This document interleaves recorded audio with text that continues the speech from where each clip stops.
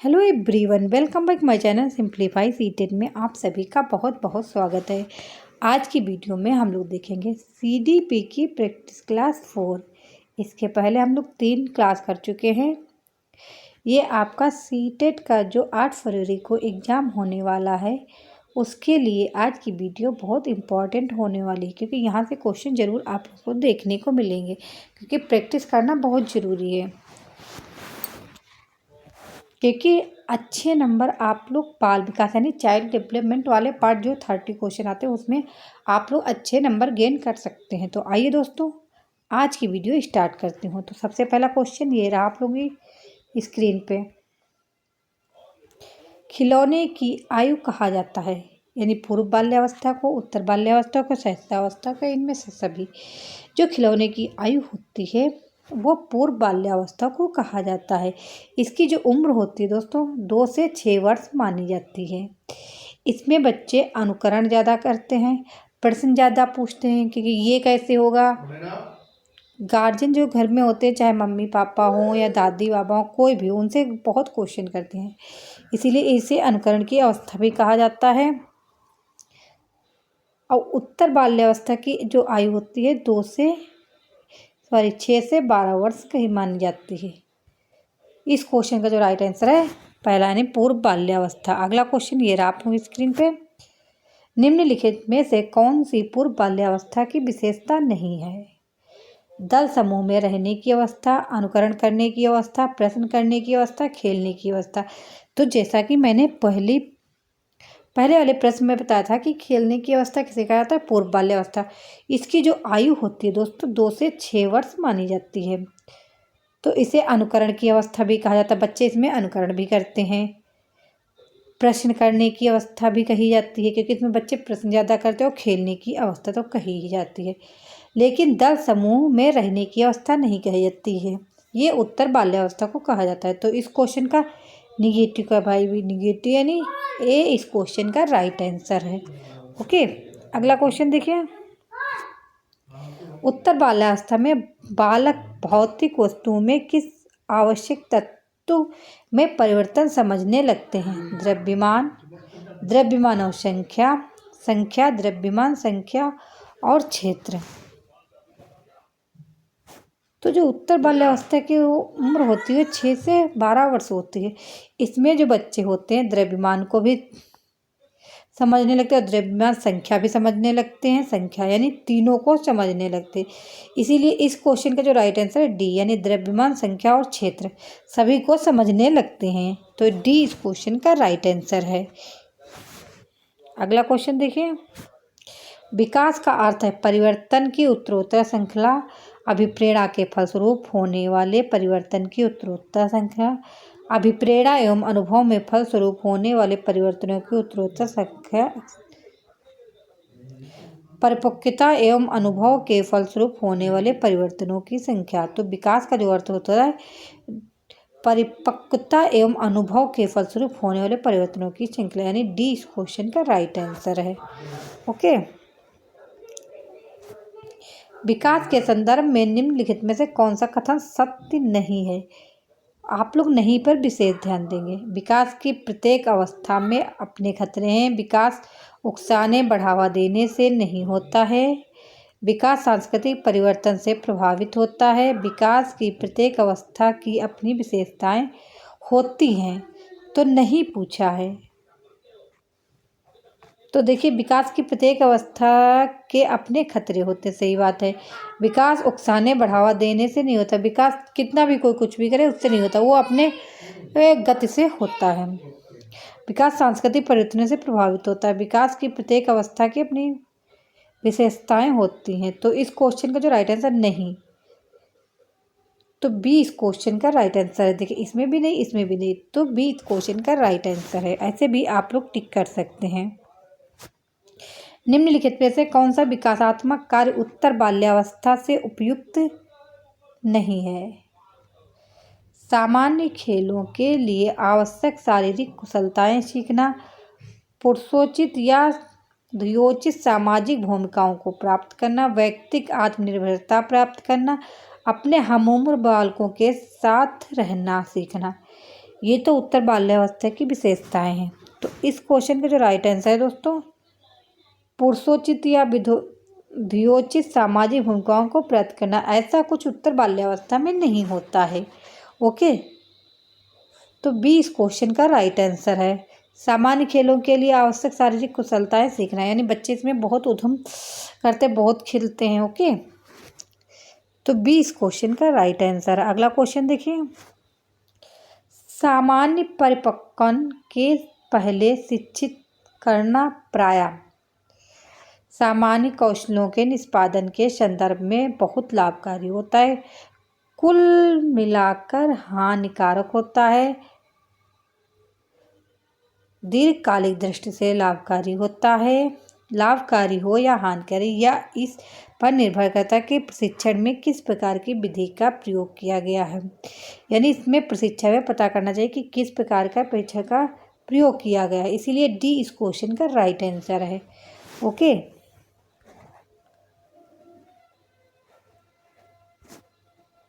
5 वर्ष का राजू अपनी खिड़की के बाहर तूफान को देखता है। बिजली चमकती है और कड़कने की आवाज़ आती है। राजू शोर सुनकर उछलता, बार बार यह घटना होती है। फिर कुछ देर शांति के पश्चात बिजली कड़कती है। राजू बिजली की गर्जन सुनकर उछलता है। राजू का उछलना सीखने की किस पद्धति का उदाहरण, यानी जो बिजली कड़कती है उसे देखकर जो राजू उछलता है, तो राजू का जो उछलना वो किस सिद्धांत का उदाहरण है? शास्त्रीय अनुबंधन का, यह टाइपिंग मिस्टेक है। क्रिया प्रसूत अनुबंधन का, प्रयत्न एवं भूल का, इनमें से कोई नहीं। तो जो राजू का उछलना है वो शास्त्रीय अनुबंधन का सिद्धांत है, यानी ए इस क्वेश्चन का राइट आंसर है। ओके,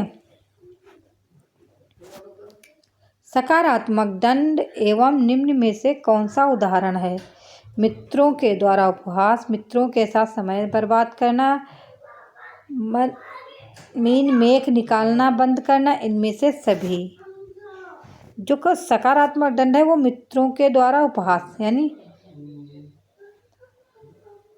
ए इस क्वेश्चन का राइट आंसर है। अगला क्वेश्चन देखिए आप लोग, निम्न में से कौन सा कथन अभिप्रेरणा एक प्रक्रिया के संदर्भ में उपयुक्त नहीं है?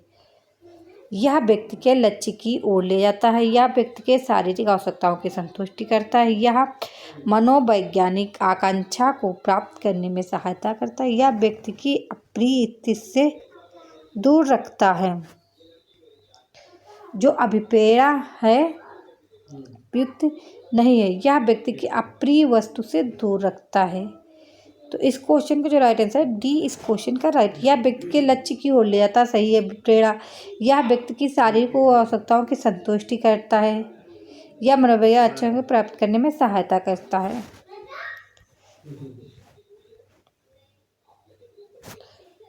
किसी उद्दीपन के निरंतर दिए जाने से व्यवहार में होने वाला अस्थायी परिवर्तन कहलाता है अभ्यस्ता, अधिगम, अस्थायी अधिगम, अभिप्रेरणा, यानी सीखना। तो उद्दीपन के निरंतर दिए जाने से बच्चा कुछ न कुछ अभिप्रेरणा सीखता है, अभिप्रेरणा पाता है, यानी डी इस क्वेश्चन का राइट आंसर है।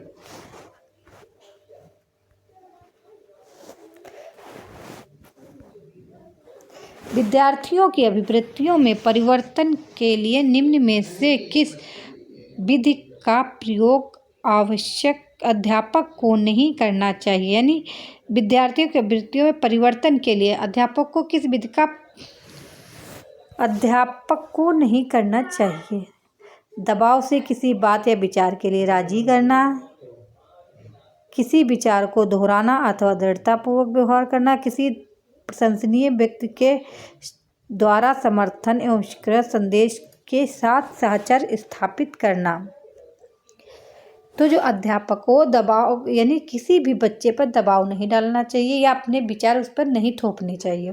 ओके, ए इस क्वेश्चन का राइट आंसर कि यानी किसी भी बच्चे को कोई पनिशमेंट नहीं कर सकते आप लोग। डी ए नंबर इस क्वेश्चन का राइट आंसर है। उपलब्ध अभिप्रेरक के संबंध में निम्न में से कौन सा कथन सही है? उपलब्ध अभिप्रेरक जीवित रहने के लिए आवश्यक है, सही है। यदि व्यक्तिगत क्षमताओं की संतुष्टि महत्वपूर्ण है तो उपलब्धियां अभिप्रेरक को विकास प्रेरक कहा जा सकता है। ये भी सही है, ये भी सही है। ऑप्शन आप लोग देखते रहिए। यदि व्यक्तियों के मध्य प्रतियोगिता पर बल है तो उपलब्धि अभिप्रेरक को सामाजिक अभिप्रेरक कहा जाता है। इनमें से सभी, यानी ये सभी ऑप्शन राइट हैं, इसीलिए डी इस क्वेश्चन का राइट आंसर है। 6 से 10 वर्ष की अवस्था में बालक रुचि लेना प्रारंभ करते हैं। धर्म में, मानव शरीर में, यौन संबंधों में, विद्यालय में। जो 6 से 10 वर्ष होती है इसे उत्तर बाल्यावस्था कहा जाता है। यानी तो बच्चे इसे या तो इसे विद्यालय की अवस्था भी कहा जाता है। यानी इसमें जो बच्चा होता है वो विद्यालय जाना स्टार्ट कर देता है, इसीलिए विद्यालय में रुचि लेना प्रारंभ कर देता है। डी इस क्वेश्चन का राइट आंसर है। अगला क्वेश्चन देखिए। कौन सिद्धांत व्यक्त करता है कि मानव मस्तिष्क एक बर्फ की बड़ी चट्टान के समान है जो कि अधिकांशतः छिपी रहती है और एवं उसमें चेतन में 3 स्तर हैं? गुण सिद्धांत, प्रकार सिद्धांत, मनोविश्लेषणात्मक सिद्धांत, व्यवहारात्मक सिद्धांत। तो जो मनोविश्लेषणात्मक सिद्धांत है ये व्यक्त करता है कि मस्तिष्क एक बर्फ की चट्टान के समान, इसीलिए सी इस क्वेश्चन का राइट आंसर है। कुछ लोगों का कहना है कि जब बालकों में को गुस्सा आता है तो वे खेलने के लिए चले जाते हैं, जब तक कि पहले से अच्छा महसूस नहीं करते। उनके व्यवहार में कोई प्रतिरक्षा तंत्र परिलक्षित होता है। प्रक्षेपण, विस्थापन, प्रतिक्रिया निर्माण, उदात्तीकरण यानी विस्थापन होता है। बी इस क्वेश्चन का राइट आंसर है दोस्तों। अगला क्वेश्चन। अभिवृत्ति है एक भावात्मक प्रवृत्ति को अनुभव के द्वारा संगठित होगा किसी मनोवैज्ञानिक वस्तु के प्रति पसंदगी या नापसंदगी के रूप में प्रतिक्रिया करती है। एक ऐसी विशेषता जो व्यक्ति की योग्यता का परिचायक है, जिसे किसी प्रदत्त क्षेत्र में विशिष्ट परीक्षण, ज्ञान अथवा कौशल से सीखा जा सकता है। व्यक्ति की बीजभूत क्षमता को जो कि विशिष्ट प्रकार की होती, इनमें से कोई नहीं। अभिवृत्ति जो है एक भावात्मक प्रवृत्ति को अनुभव के द्वारा संगठित होकर किसी मनोवैज्ञानिक वस्तु के प्रति, यानी उसे क्या पसंद है क्या नापसंद है के रूप में प्रतिक्रिया करती है अभिवृत्ति जो है। तो इसीलिए इस क्वेश्चन का जो राइट आंसर है ए इस क्वेश्चन का राइट आंसर है। ओके, अगला क्वेश्चन देखिए आप लोग। व्यक्तित्व एवं बुद्धि में वंशानुक्रम की नाम मात्र की तो भूमिका है नहीं, ना अपूर्वनीय भूमिका है, ना आकर्षक भूमिका है। जो व्यक्तित्व है, जो व्यक्ति है उसमें बुद्धि में वंशानुक्रम की एक महत्वपूर्ण भूमिका होती है, यानी बी इस क्वेश्चन का राइट आंसर है। जिन इच्छाओं की पूर्ति नहीं होती उनका भंडारण गृह निम्न में से कौन सा? इदम, अहम, पराहम, इदम एवं अहम। जिन इच्छाओं की पूर्ति नहीं होती उसे इदम कहते हैं। ईगो, सुपर ईगो जिसे बोलते हैं। रक्षा तंत्र बहुत सहायता करता है काहे में? हिंसा से निपटने में, दबाव से निपटने में, थकान निपटने में, अजनबियों से निपटने में। जो रक्षा तंत्र होता है वो दबाव से निपटने में बहुत मदद करता है, यानी बी इस क्वेश्चन का राइट आंसर है।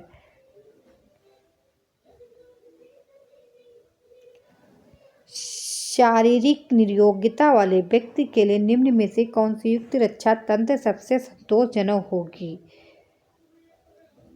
अतिकल्पना, यानी सी इस क्वेश्चन का राइट आंसर है दोस्तों। ओके, आप लोग भी कमेंट करते रहिए। बालक प्रसंग मोड परीक्षण 3 वर्ष से 10 वर्ष की आयु के बालकों के लिए बनाया गया है। इस परीक्षण में कार्ड में प्रतिस्थापित किए गए हैं सजीव वस्तुओं के स्थान पर निर्जीव वस्तुओं को, लोगों के स्थान पर जानवरों को, पुरुषों के स्थान पर महिलाओं को, वयस्क के स्थान पर बालकों को। जो बालक प्रसंग बोध परीक्षण है उसमें लोगों के स्थान पर जानवरों को प्रतिस्थापित किए गए हैं, यानी 20 क्वेश्चन का राइट आंसर है। सृजनशीलता के पोषण के लिए एक अध्यापक को निम्न में से किस विधि की सहायता लेनी चाहिए? ब्रेन स्टॉर्मिंग, विचारावेश यानी व्याख्यान भी दृष्ट श्रव्य सामग्री का सहायता लेनी चाहिए या फिर इनमें से सभी? तो इसमें जो सहायता ले रहे हैं ब्रेन स्टॉर्मिंग यानी विचारावेश, ये इस क्वेश्चन का राइट आंसर है।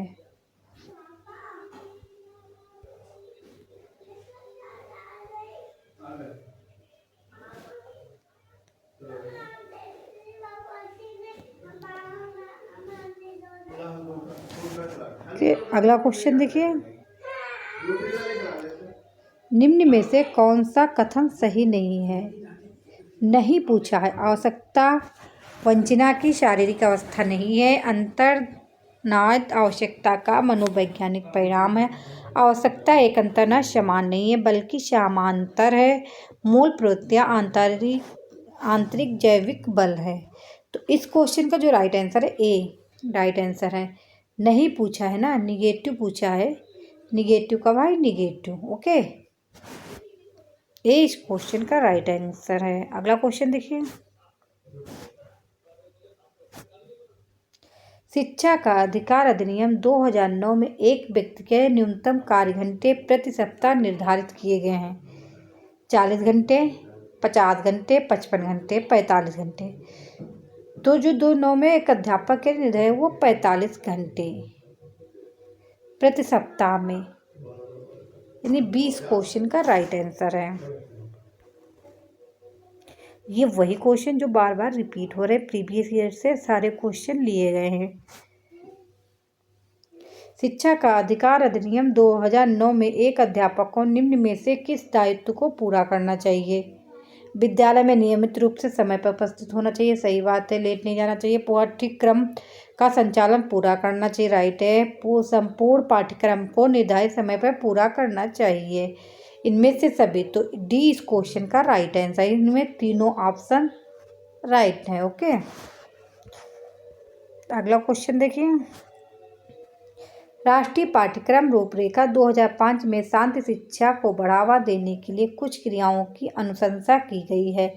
पाठ्यक्रम रूपरेखा में निम्न में से किसे सूचीबद्ध किया गया है?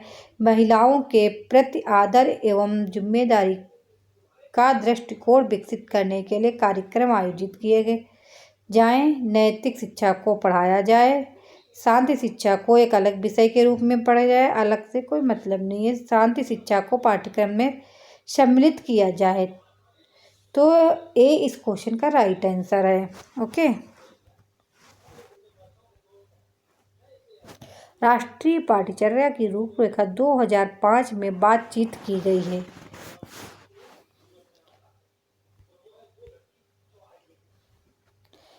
किसकी बात की गई है? 2005 में। ज्ञान का विकास किया जाए, शिक्षण के लिए सुव्यवस्थित पाठ्यक्रम निर्धारित किए जाए, शिक्षक केंद्र से विषय केंद्र होने पर, विद्यार्थी केंद्र से अध्यापक केंद्रित और हमेशा बच्चे को केंद्र में रखकर ही सारे डिसीजन लिए जाते हैं, ना कि अध्यापक को।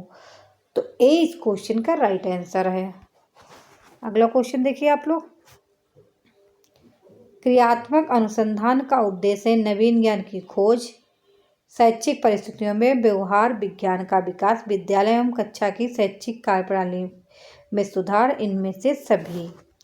जो क्रियात्मक अनुसंधान है उसमें विद्यालय तथा कक्षा की शैक्षिक कार्यप्रणाली में सुधार लाना, यानी सी इस क्वेश्चन का राइट आंसर है।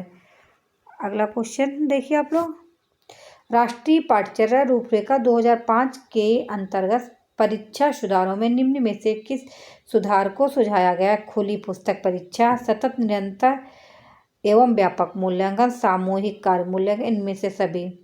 जो राष्ट्रीय पाठ्यचर्या रूपरेखा 2005 में सतत, निरंतर एवं व्यापक मूल्यांकन में सुधार को सुझाव दिया गया, यानी 20 क्वेश्चन का राइट आंसर है। ये आज की सीरीज का लास्ट क्वेश्चन है। समायोजन से तात्पर्य स्वयं का विभिन्न परिस्थितियों में अनुकूलन करना ताकि संतुष्ट किया जा सके दूसरों को, प्रेरकों को, उद्देश्यों को, आवश्यकताओं को। तो संतुष्ट आवश्यकताओं को किया जाए, यानी डी इस क्वेश्चन का राइट आंसर है। आप लोग कमेंट करके बताइए कि आज की वीडियो कैसी लगी। यदि आप लोग के लाभदायक है तो मेरे चैनल को लाइक एंड शेयर करिए, जिससे मेरी सभी आने वाली वीडियो आप लोगों को आसानी से प्रोवाइड हो सके। Thank you. नेक्स्ट वीडियो में नेक्स्ट टॉपिक के संग फिर मिलती हूँ। तब तक आप लोग अपना ख्याल रखिए और पढ़ते रहिए।